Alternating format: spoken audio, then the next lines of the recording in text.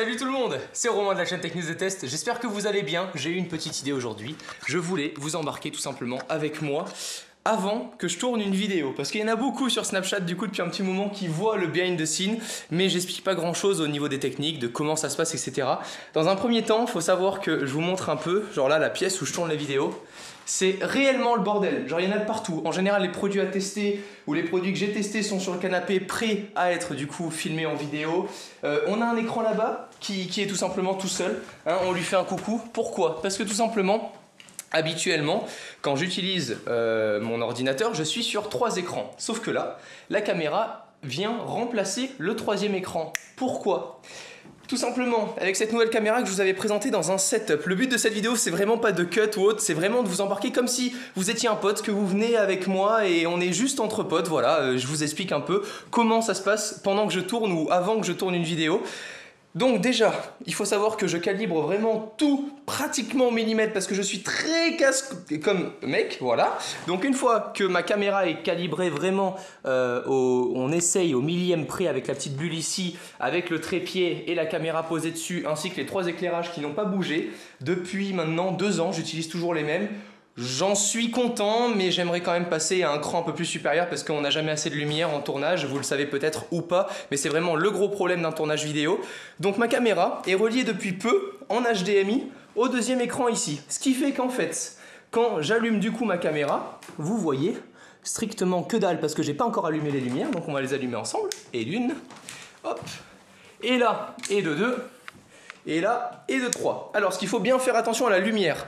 Pour moi en tout cas, j'essaie vraiment pas d'éclairer que ma gueule, j'essaie vraiment d'éclairer le reste pour que vous ayez l'impression que je tourne réellement à la lumière, parce que sinon, comme vous le savez en tournage, si jamais je loupe une petite scénette ou que je veux recommencer un truc, si jamais j'éclaire avec la lumière du jour, je me retrouve avec une fois un peu trop de soleil, une fois pas assez. Donc le but c'est vraiment d'être cloisonné dans le noir et d'avoir que de la lumière artificielle pour vraiment gérer au maximum au montage la luminosité sans qu'elle bouge. Maintenant vous le voyez beaucoup mieux.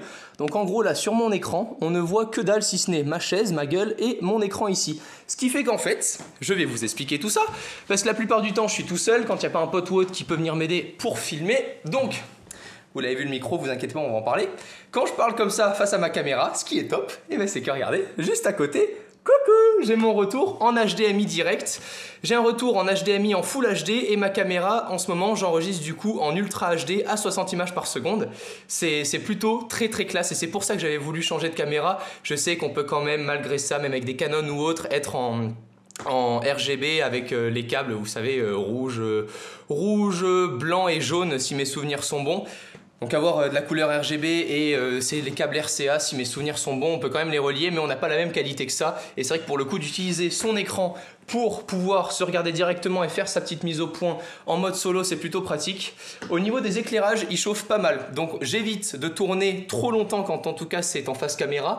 Après, il y a plusieurs types de tournage. C'est-à-dire que là, par exemple, quand je suis sur un tournage comme ça, c'est où que je vais vous parler d'un sujet bien précis, ou alors tout simplement que j'ai juste envie de déballer un produit qui est un peu simple à prendre en main et que je veux le prendre en main de la même manière que vous pourriez le prendre en main. Vous recevez un produit, vous le déballez et boum, vous le testez comme le micro USB, comme le microscope USB, comme le petit casque à 30 €. C'est des petits produits qui ne nécessitent pas 3 ou 4 heures de test pour savoir que le produit est sympatoche, mais que pour le prix, c'est pas un truc de malade. Après, tout ce qui est tournage vraiment au niveau des produits exclusifs que je reçois des marques ou dédiés, vraiment des vidéos dédiées un peu plus complexes avec des produits qui peuvent dépasser les 100 ou 200 € parfois, j'aime vraiment prendre du temps pour réaliser mon test. Donc ce que je fais, c'est que je reçois le produit, je fais mes plans de déballage ici. Voilà, et vous n'avez rien vu. Non, ce n'est pas une voiture radiocommandée. Non, on ne va pas la faire marcher. Non, bientôt, promis bientôt. Il me faut beaucoup de temps pour tout ce qui est radiocommandé. Il y en a beaucoup qui me le demandent parce que ça demande énormément de temps pour aller au circuit, pour filmer, pour tout ça. Donc tout ce qui est plan, je reçois mon produit, boum, je fais mes plans là-bas. En général, ça me prend une bonne matinée. Donc il y en a bien pour 4-5 heures de plan, juste avec ma caméra, à me balader autour du produit, à vraiment montrer les moindres détails du produit. Ensuite, ce que je fais, c'est que je prends quelques jours pour tester le produit. La plupart du temps, je peux prendre 2-3 jours, 1 semaine ou 2 semaines, tout dépend les produits. Quand je vous parle d'un téléphone en général, par exemple, c'est que je l'ai depuis 2-3 semaines et je ne parle pas de téléphone H24 parce que j'aime bien vraiment vous parler en mode de mon utilisation. Et ensuite, pour tout ce qui est le reste, une fois que j'ai fait mes plans, une fois que j'ai testé mon produit, je viens écrire mon script sur tout simplement mon ordinateur et je viens avec mon microphone qui est ici en voix off. Ça c'est un Shure, c'est un PG27, donc c'est totalement différent de ce qui me filme quand je suis en face caméra. Je viens enregistrer mon texte et j'ai plus qu'à synchroniser ce que je dis avec les images que j'ai tournées. Voilà, ça c'est vraiment la partie montage qui est un peu plus compliquée et que je réalise pas souvent parce que ça demande beaucoup de temps. Quand je suis ici face à mon matos, du coup j'ai un petit Rode que j'avais pu présenter dans le setup si mes souvenirs sont bons, peut-être que je l'avais pas encore. Donc c'est l'entrée de gamme de chez Rode, j'ai plus la référence, je l'avais pas noté. C'est lequel? C'est le NTG2, exact. Bien joué Jackie, c'est le NTG2, donc il est sympa, c'est du XLR, donc on a de l'alimentation qui peut être comprise dedans directement. Si je veux par exemple relier ce microphone à ma Legria et parler comme ça, je peux, puisque je peux insérer une pile dedans, du coup l'alimenter tout seul. Mais le plus pratique, c'est quand même ce petit bijou qui a une alimentation fantôme à l'intérieur. Du coup, j'ai pas besoin d'avoir de pile ou quoi que ce soit. Du moment où la caméra est en route, le micro fonctionne automatiquement. Et je vais avoir un petit panel ici, comme je vous l'avais expliqué quand j'avais présenté la vidéo. Voilà, en fait, où je vais régler tout mon gain.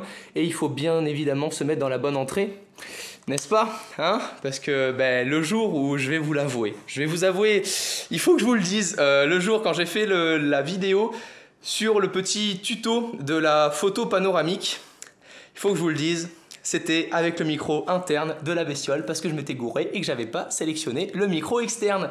Voilà tout. Donc une fois que tout ça est relié en HDMI, je fais ma mise au point, je prépare un peu mon sujet, j'essaie de voir un peu qu'est-ce que ça va donner, et quoi qu'il en soit, même si je fais mes plans directement sur la table ici, je viens rajouter juste après ma vidéo des plans faits au fur et à mesure, donc un peu en travelling, etc. Parce qu'on peut faire plein de trucs cool avec ça. On a toutes les petites vis ici qui nous permettent, si vous voulez, de gérer sur le trépied la dureté de notre mouvement. Donc c'est vraiment ça qui me permet de faire des plans fluides. Et après la vidéo, vous le savez, c'est le petit Canon qui vient me photographier pour faire la miniature, parce que je suis toujours un fan un peu de Photoshop et des photos et des miniatures, donc du coup ça m'éclate quand j'ai pas le temps la semaine de partir faire de la photo. Je viens m'amuser, voilà, après la vidéo, à faire des petites miniatures originales et autres. Maintenant, si je peux vous donner des petits conseils ou autres pour vous... je sais qu'il y en a beaucoup, par exemple, qui me disent « Ouais, est-ce que tu enregistres vraiment en 3 heures ta vidéo? Est-ce que tu le fais directement ?» Je peux vous dire un truc, c'est que par exemple, la vidéo sur le microscope USB, je l'ai tournée, donc j'ai démarré la caméra, j'ai parlé, j'ai arrêté ma caméra. Vraiment, c'était une des vidéos, ça faisait très longtemps que j'avais pas réussi à faire ça, mais vraiment il y a beaucoup de cuts dans la vidéo, mais j'ai repris aucune fois mes phrases, donc c'est une grande chance. Après, je pense que c'est beaucoup d'entraînement aussi, ça fait maintenant 3-4 ans que je parle 2-3 fois par semaine face caméra, pendant 10-15 minutes à chaque fois au total. Donc, je pense que c'est surtout de l'entraînement. Après, si je peux vous donner un petit conseil, et moi, la façon dont je me prépare avant de faire une vidéo, c'est déjà une bonne douche, en mode je chante Claude François sous la douche. Après, je me prépare comme si j'avais le plus gros rencard de ma vie. Tu vois, genre t'as Cara Delevingne qui t'invite à boire un verre, tu te prépares avant d'aller la voir. Je fais exactement la même chose avant une vidéo, comme ça, tu sais, j'arrive devant la vidéo et je suis en mode salut tout le monde, et genre je suis en mode trop à l'aise, tu vois, et bien dans ma peau. Et c'est vraiment un truc qu'il faut faire pour se sentir à l'aise face caméra. Je pense que tu te sentiras plus à l'aise que si tu viens de te lever du lit et que t'es là en mode... Alors la vidéo, oui, c'est... Vous m'avez compris.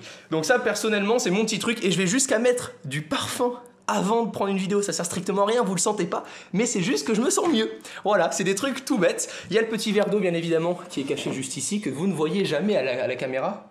C'est pour ça que j'en mets pas beaucoup, hein, pour éviter d'en foutre de partout. Parce que si jamais je le renverse, autant vous dire que ça va être sympathique à tout racheter, hein. Donc je pense que c'était à peu près tout au niveau de l'ambiance de la vidéo. Derrière, comme vous avez pu le voir, j'ai un petit fond blanc parce qu'à l'époque, je tournais encore avec le vieux miroir là derrière qui était un peu horrible, qui est très beau, hein, ancien, mais un peu horrible parce que ça me reflétait du coup l'arrière de la pièce qui était absolument pas éclairée. Du coup, vous avez l'impression que je tournais dans le noir. On est déjà à 9 minutes de vidéo. Je pense en avoir terminé. J'espère que ça vous aura plu de voir un peu l'envers du décor. Pour les petites questions, ensuite, je monte mes vidéos avec Adobe Premiere Pro, je fais mes montages photos avec Photoshop, j'utilise pour retoucher un peu ma voix quand c'est vraiment de la voix off, comme je vous l'ai expliqué, Mixcraft 6. Je pense avoir répondu à toutes les questions en moins de 10 minutes. N'hésitez pas à me dire ce que vous en avez pensé, c'était vraiment un petit mode embarqué. D'ici les prochaines vidéos, restez connectés et à très vite. Ciao tout le monde. Pas besoin de nuages supersoniques pour survoler le ciel. Je roule un zirconique et je me transforme en hirondelle. Elle détient le temps d'un an, pourtant je ne lui trouve pas d'elle. Enchanteuse, elle mord sans sel grâce à sa magie.